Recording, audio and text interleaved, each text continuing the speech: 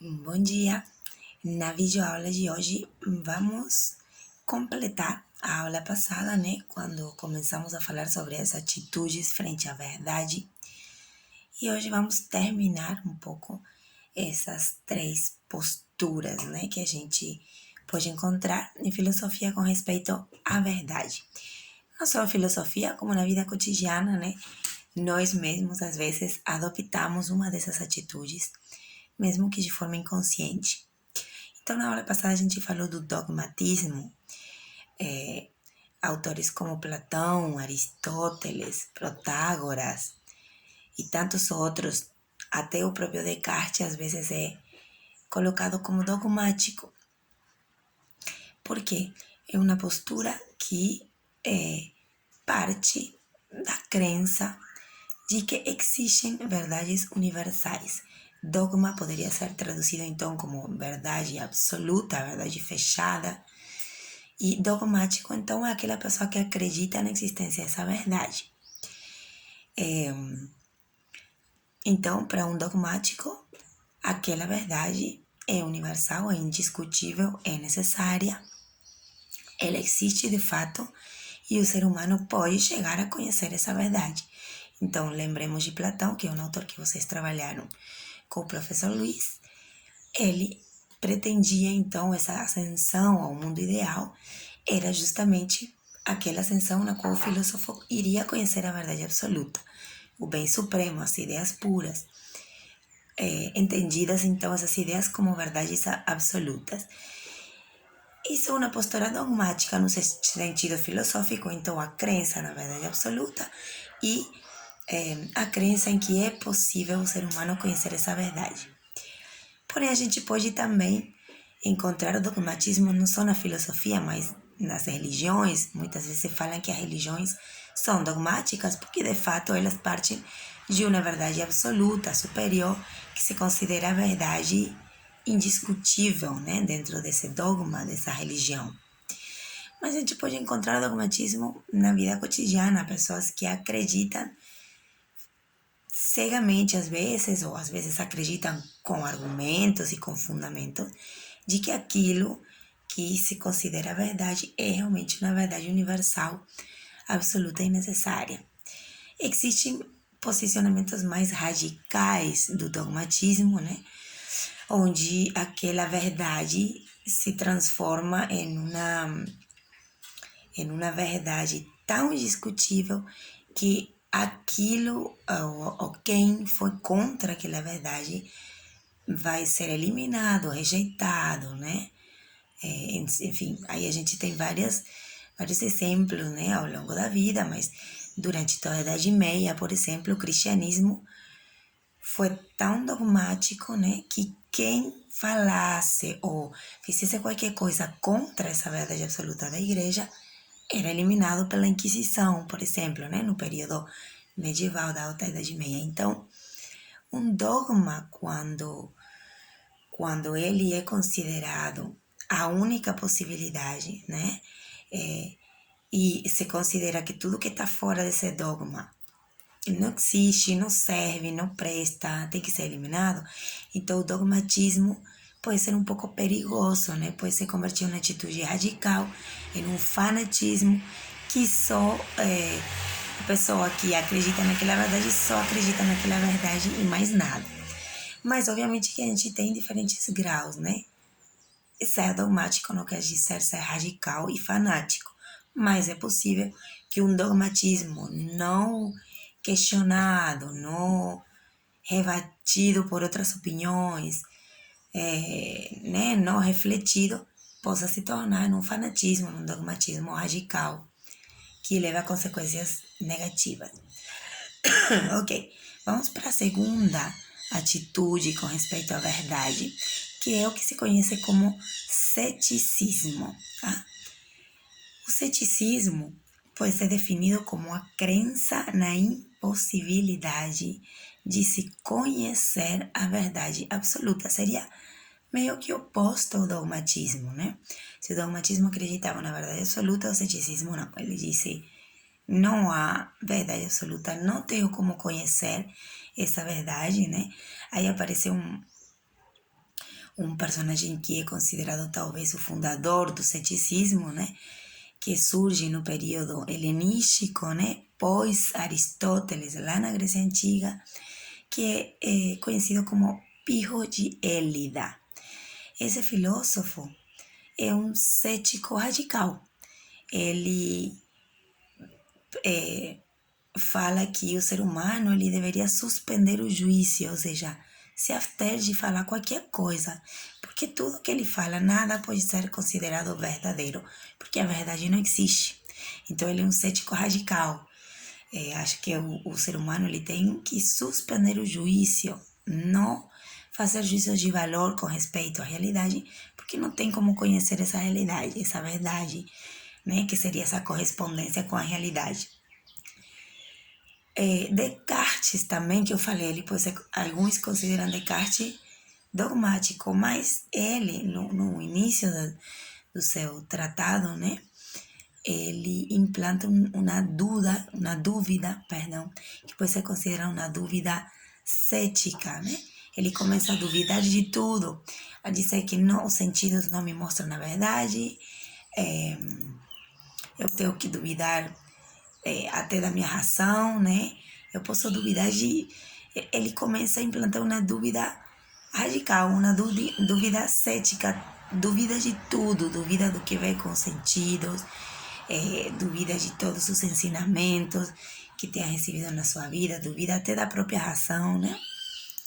Mas para depois chegar a uma verdade absoluta, por isso que ele utilizaria a dúvida metódica, a dúvida cética como método para posteriormente chegar a uma verdade absoluta. Então, Descartes é um caso de ceticismo, mas só num método que ele utiliza para depois se chegar a uma verdade absoluta. Cético, então, é aquela pessoa, né, que duvida da verdade absoluta, acha que não existem as verdades absolutas. Seria muitas pessoas na nossa vida, né? Vocês devem ter vários exemplos aí de pessoas que não acreditam que seja possível conhecer a verdade. Então, não vai nunca chegar a uma verdade considerada absoluta, tá? Como o dogmatismo chegava. É impossível para eles, segundo eles, construir uma verdade segura. Então, eles vão sempre ficar na dúvida com respeito ao conhecimento, né, da verdade. Claro que há graus de ceticismo também. Há muitos cientistas que são considerados ceticistas, porque eles duvidam, né, das verdades absolutas, mas como uma forma de questionar, de evoluir, né?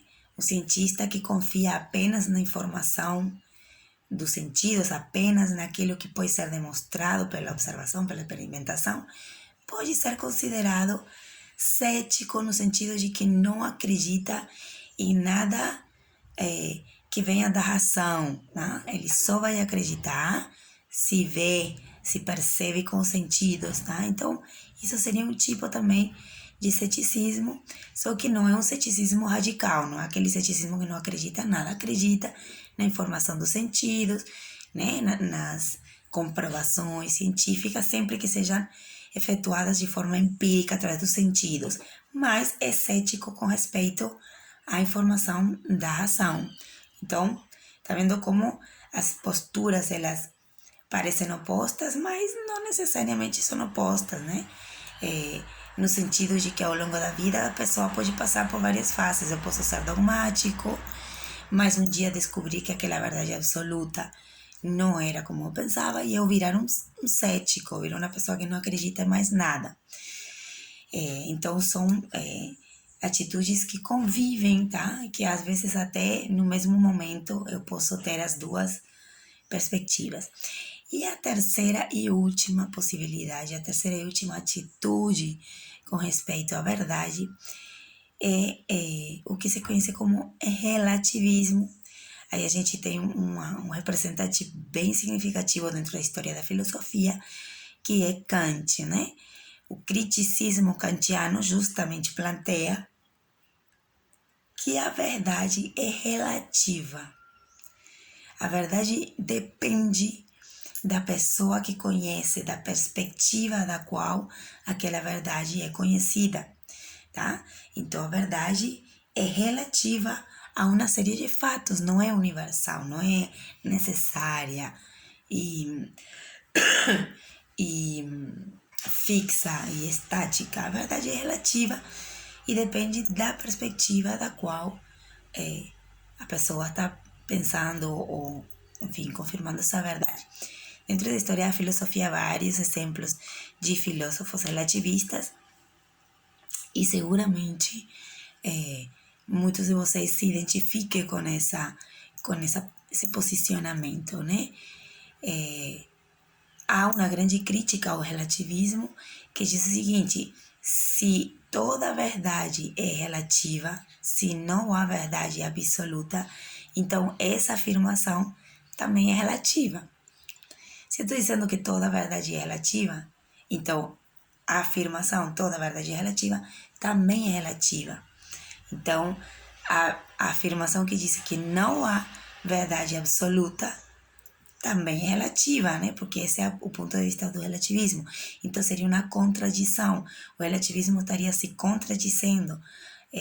Estaria dizendo que não há verdade absoluta, mas, então, se não há verdade absoluta, isso também não é uma verdade absoluta, né? Mas é uma crítica que se faz ao relativismo. Há muitas pessoas, há muitos filósofos que assumem um posicionamento relativista com respeito à verdade. Eles vão falar: essa verdade é apenas minha verdade, a verdade desde minha perspectiva, ou desde uma perspectiva política, ou de uma perspectiva cultural, né? Tal cultura acredita que aquilo é verdade, mas outra cultura não. Então, não posso dizer que há uma verdade absoluta, imutável, necessária para todos os tempos e todos os lugares, não. A verdade, ela depende do tempo, do lugar, da cultura, da religião. Então, ela é relativa a uma série de fatores. Poderemos conhecer ela ou não, mas nunca uma verdade absoluta. Vamos conhecer aquela verdade imediata, aquela verdade específica, relativa às circunstâncias. Assim como as outras duas posturas, eu posso ter essa postura e em algum momento chegar a uma verdade que considero absoluta, mas eu sou relativista. Por exemplo, eu posso ser dogmático no que diz respeito à minha religião. Eu sou dogmática, eu acredito que só há um Deus, e isso para mim é uma verdade absoluta. Mas quando se trata de o ser humano e dos valores morais aqui na Terra, né? Ou quando se trata de questões políticas e cultural, eu sou relativista, porque acredito que realmente a verdade depende da visão, do ponto de vista, do ponto de partida e dessa série de fatos, né? Que fazem a verdade ser relativa, tá?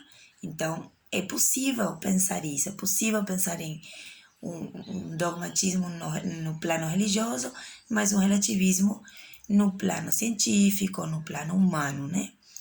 No plano cultural.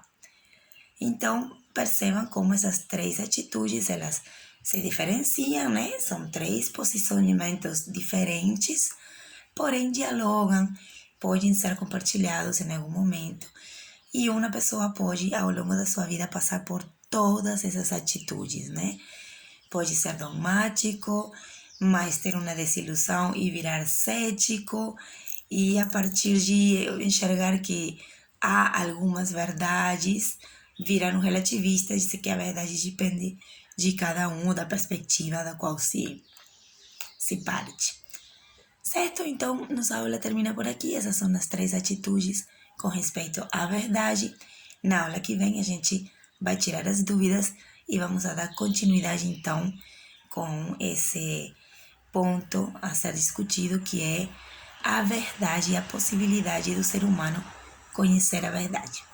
Obrigado e até a próxima aula.